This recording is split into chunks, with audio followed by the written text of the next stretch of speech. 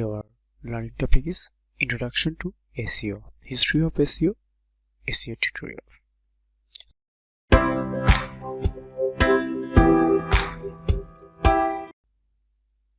Hello, good evening everyone. Today our new session SEO course is starting. I am from CED Corporate Education BT. I am Sam.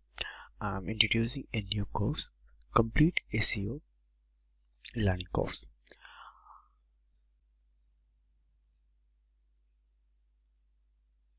So we are gonna cover in this section, in this chapter, which is in elaboration and introduction of SEO.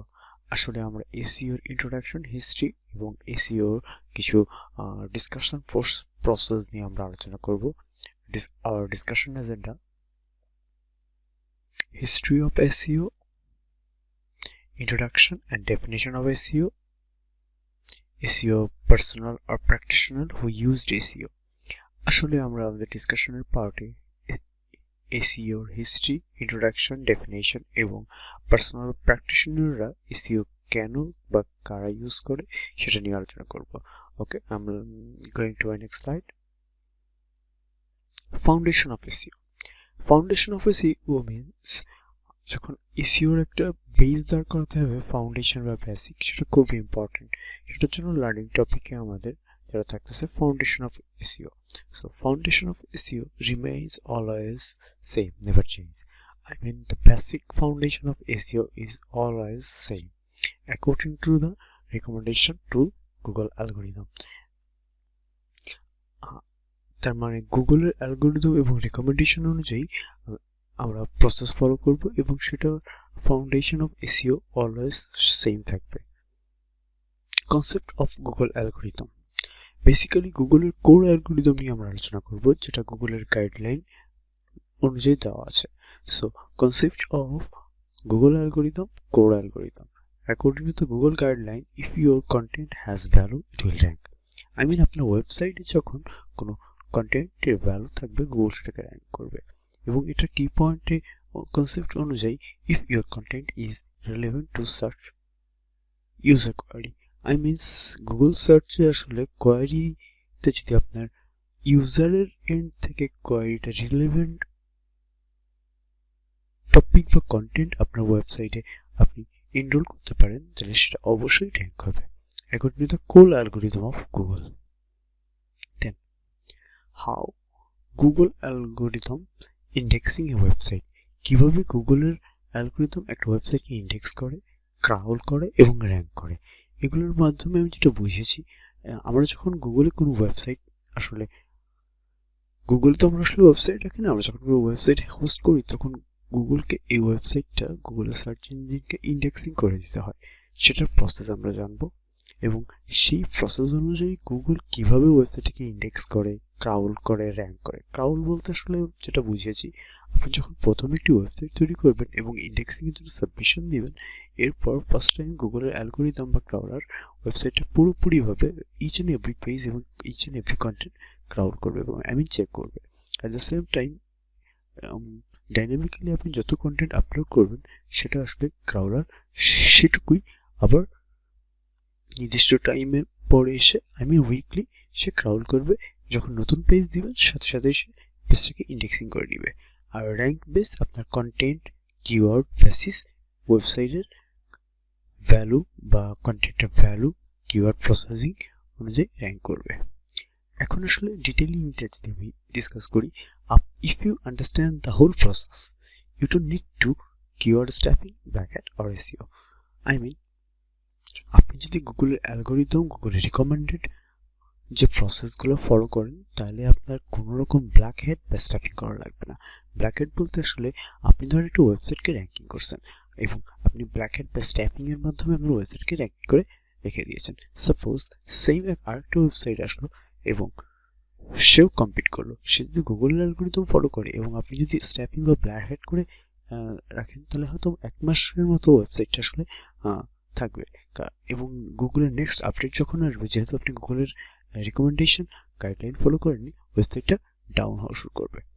So যদি আপনি আমরা যদি আসলে guideline process বা core algorithm follow করি, তাহলে আসলে SEO proper ওয়েতে হোয়াইট হ্যাট প্রসেসে র্যাঙ্কিং হবে। ঠিক আছে, এটার জন্য আসলে যেটা ফলো করতে হয় best practice means following the guideline of search engine algorithm. Okay, after that, how SEO started? I mean, SEO আসলে কখন কিভাবে শুরু হলো? It is a new concept? No, SEO আসলে শুরু হলো কখন সেটা নিয়ে আমি একটা ডিটেইল হিস্ট্রিক্যাল এক্সপ্লানেশন দিব এবং সাথে সাথে এটি একটি নিউ কনসেপ্ট কিনা সেটা নিয়ে আলোচনা করব। SEO search engine optimisation, search engine কিভাবে শুরু হলো এবং how the terms actually started. Okay, let's jump on our next story. Search engine optimization, how the terms actually started. Search engine optimization আসলে কিভাবে শুরু হলো? সো চলে যাই আমাদের পুরো ডিসকাশনে। বাই দ্য টাইম আসলে এখানে বলা হয়েছে by the time internet is growing, I mean যখন ইন্টারনেটটা গ্রো করা শুরু করলো, I mean W is growing, W দিয়ে আসলে ইন্টারনেট যখন গ্রো করলো, আমরা যখন আসলে ওয়েবসাইট তৈরি করা শুরু করলাম এবং ওয়েবসাইট তৈরি করে ইনক্রিজ বাড়লো, নাম্বার অফ দ্য ওয়েবসাইটের সংখ্যা বাড়তে শুরু করলো, তখন আসলে বিভিন্ন বিজনেস জায়ান্টরা মাল্টিপল ওয়েবসাইট তৈরি করলো ডিফারেন্ট টাইপস অফ নিশের উপরে এবং ডিফারেন্ট টাইপস অফ ক্যাটাগরির উপর। ঠিক আছে, যখন different types of niche, different types of ক্যাটাগরিজে মাল্টিপল ওয়েবসাইট আসা শুরু করলো, তখন আসলে সার্চ ইঞ্জিনের প্রয়োজনীয়তা অনুভব করা শুরু করলো সবাই। বাট যখন আসলে ওয়েবসাইটগুলো তৈরি করা হলো, সাপোজ একটা নিশের বা একটা ক্যাটাগরির উপরে কিছু ওয়েবসাইট তৈরি হয়েছে, বাট যখন সেম নিশ বা ক্যাটাগরির উপরে 100টা ওয়েবসাইট তৈরি হয়েছে, তখন আসলে কিন্তু ইউজাররা পার্টিকুলারলি ওয়েবসাইটের নাম বা হাইপারলিঙ্ক বা আই মিন ডোমেইন অথরিটি না চিনলে কিন্তু সেখানে যেতে পারছে না। সো কি দাঁড়ালো যে ওয়েবসাইটগুলো তৈরি হয়েছে বাট ইউজাররা আসলে পাচ্ছে না। এখান থেকেই আসলে সার্চ ইঞ্জিনের প্রয়োজনীয়তা অনুভব হওয়া শুরু হলো। দেন কিন্তু actually the first concept of search engine is directory concept. আসলে যখন ওয়েবসাইটগুলো তৈরি হচ্ছে এবং ইউজাররা ওয়েবসাইটের রিচ করতে চাচ্ছে এবং বিজনেস জায়ান্টরা তাদের নির্দিষ্ট পার্টিকুলার ওয়েবসাইট করে ভিজুয়ালাইজ করতে চাচ্ছে, সেক্ষেত্রে যখন সার্চ ইঞ্জিন ছিল না, তখন ফার্স্টলি আসলে ডাইরেক্টরি কনসেপ্ট আসে। ঠিক আছে, এবং দ্যাট ইজ এ কমপ্লেক্সিটি তৈরি হলো কি জন্য, যে ডাইরেক্টরি কনসেপ্ট ডাইরেক্টরিজ ওয়েবসাইটগুলো তৈরি হলো। What is directory website? যে একটা ওয়েবসাইটে নির্দিষ্ট ক্যাটাগরিতে বিভিন্ন টাইপের যে ওয়েবসাইটের লিঙ্ক দেওয়া থাকতো সেখান থেকে, এবং সেই ওয়েবসাইটগুলো ইউজাররা গিয়ে সেখান থেকে তাদের পার্টিকুলার নিশ আর ক্যাটাগরি ওয়াইজ ওয়েবসাইটে গিয়ে তাদের পার্টিকুলার সার্ভিস বা ইনফরমেশন গ্যাদার করতো। বাট যখন এই ওয়েবসাইটের সংখ্যা মাল্টিপল বা ডাইনামিক্যালি বাড়তে থাকলো, থাউজেন্ড অফ ওয়েবসাইট হয়ে গেল, তখন আসলে ডাইরেক্টরি সার্ভিসের মাধ্যমে ডাইরেক্টরি ইন্ডেক্সিং দিয়ে ওয়েবসাইটের অ্যাকচুয়াল যে কনসেপ্টটা সেটা ফুলফিল হচ্ছিল না। দেন আসলে যেটা আসলো search engine concept. The time over the robust engagement of website, it was highly challenging to handle them dynamically. আমি যে কথাগুলো আসলে বাংলাতে বললাম, আসলে সেখান থেকে then the idea comes search engine. আসলে Yahoo was the first search engine. আসলে ইয়াহু ছিল প্রথম সার্চ ইঞ্জিন এবং তারা সলভ করেছিল প্রবলেমটা এইভাবে যে ইউজাররা তাদের কোয়ারি করবে এবং সেই কোয়ারি অনুযায়ী ইউজার রিকোয়েস্ট অনুযায়ী বিভিন্ন ডাইরেক্টরিতে গিয়ে ওয়েবসাইটগুলো ভিজুয়ালাইজ হবে। After long period of time Google comes. Google আসলে কিন্তু প্রথমে কনসেপ্ট নিয়ে এভাবে আসতে পারেনি, but the game changing idea Google imply.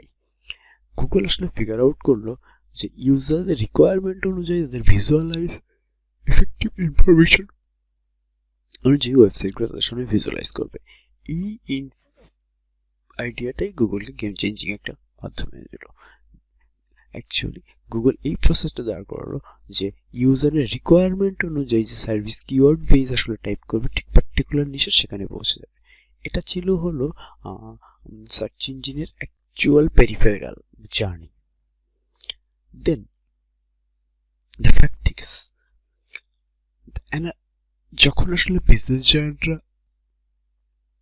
দেখলো যে আসলে ওয়েবসাইটের মাধ্যমে পিপলরা আসলে রিচ করছে, আমি লিখছি এখানে as the modern world people are going through website. তখন আসলে বিভিন্ন বিজনেস জায়ান্ট এবং অ্যানালিস্টরা কি করলো, চিন্তা করলো যে ওয়েবসাইটের সার্চ ইঞ্জিনে আমার ওয়েবসাইটটাকে ফার্স্ট পজিশনে কিভাবে আনা যায়। এবং সেক্ষেত্রে সবচেয়ে ইজিয়েস্ট ওয়েস যেটা ছিল, এই সার্চ ইঞ্জিন অলরেডি বলে দিয়েছিল, তার একটা গাইডলাইন দিয়ে দিচ্ছিল যে তুমি তোমার ওয়েবসাইটগুলো যদি এই গাইডলাইন প্রসেস অনুযায়ী বেস্ট প্র্যাকটিসটা ফলো করো তাহলে তোমার ওয়েবসাইটটা র্যাঙ্কিং হবে।